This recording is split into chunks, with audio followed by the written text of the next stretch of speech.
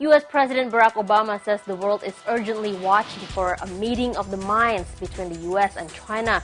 Obama is in Beijing for talks with Chinese President Hu Jintao. Climate change, the economic recession, and nuclear proliferation are among the topics they are dealing with. The two leaders are likely to avoid thornier issues like trade and currency matters. China is the #1 lender to Washington and is worried that the falling U.S. dollar threatens the value of its U.S. holdings. Obama was given a red carpet welcome at Beijing's airport by Vice President Xi Jinping. He had brief talks and a private dinner with Hu at the Diaoyutai State Guest House. Obama was greeted with a military ceremony at the Great Hall of the People today and has also been doing some sightseeing at Beijing's famous Forbidden City and the Wall. And before his arrival in Beijing, President Obama spent Monday in Shanghai hosting a town hall-style meeting with a select group of university students. Obama had several compliments for China, touting its scientific achievements, history, and astounding economic rise.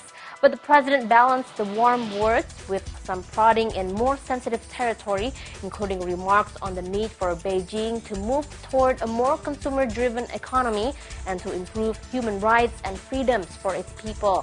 Obama also touched on the need for unfettered access to internet information, a reference to the Chinese government's tight internet restrictions. Only local Shanghai TV carried the speech live, though it was streamed on two popular internet portals and on the White House website, which is not censored.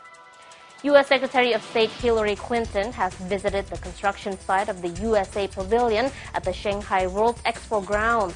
Clinton promised her support for the American effort at the World's Fair next year. Clinton also made a special effort to mention some corporate sponsors, including Boeing, which has doubled its contribution to $2 million.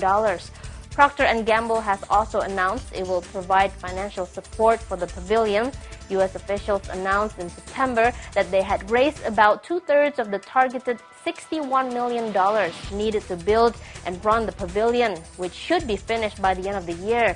Clinton says she looks forward to being in Shanghai next summer to see the pavilion.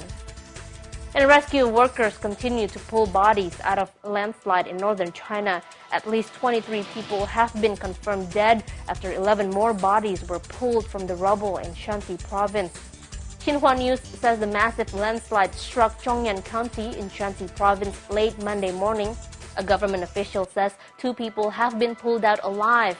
Officials are still trying to determine exactly how many people are missing. Shanxi, along with much of northern China, has been hit by unseasonably early and heavy snow and bitterly cold weather over the past few days. China has distanced itself from proposals to delay a binding climate pact to 2010. A government spokesperson said the country might be willing to sign up to a political deal at climate talks scheduled for Copenhagen next month, but only if it includes strong commitments from rich nations. Experts said Beijing's plans to boost energy efficiency and curb emissions growth will also continue unabated, even if a setback in global negotiations slows the flow of foreign investment into carbon-cutting projects in China.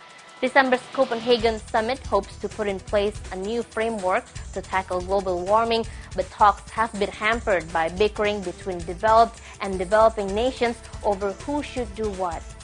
Police in eastern China have detained a football club manager as part of a massive crackdown on soccer betting. So far, several officials and executives from the Football Association have been implicated. The manager had worked for the Halifeng Football Club in Shantung Province.